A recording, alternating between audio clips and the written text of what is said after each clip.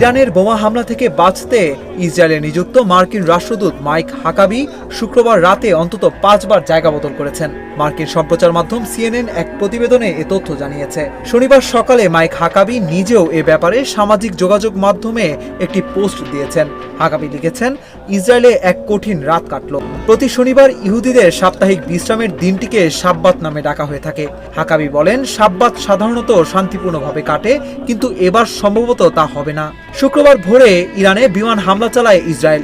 এর 2 দিন আগে গত বুধবার মধ্যপ্রাচ্যের বিভিন্ন জায়গায় থাকা মার্কিন কর্মীদের সরিয়ে নেয় যুক্তরাষ্ট্র।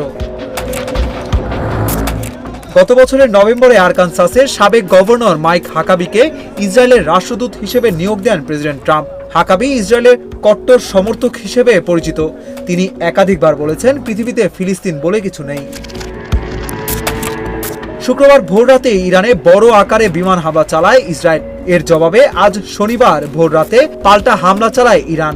2 দেশই রাতে একে অপরকে লক্ষ্য করে ক্ষেপণাস্ত্র বিমান হামলা চালিয়েছে। ইরানের জ্যেষ্ঠ এক সামরিক কর্মকর্তার বরাত দিয়ে ইরানের বার্তা সংস্থা ফারস জানিয়েছে, ইসরায়েলের বিরুদ্ধে ইরানের পাল্টা হামলা এখনই থামছে না। অন্যদিকে ইসরায়েলি বাহিনীও ইরানে হামলা অব্যাহত রাখার ঘোষণা দিয়েছে। টেলিগ্রামে দেওয়া এক সংক্ষিপ্ত বিবৃতিতে আইডিএফ বলেছে, ইরানে ইসরায়েলের জন্য হুমকি স্বরূপ লক্ষ্যবস্তুতে হামলা চালাচ্ছে দেশটির বিমান বাহিনী।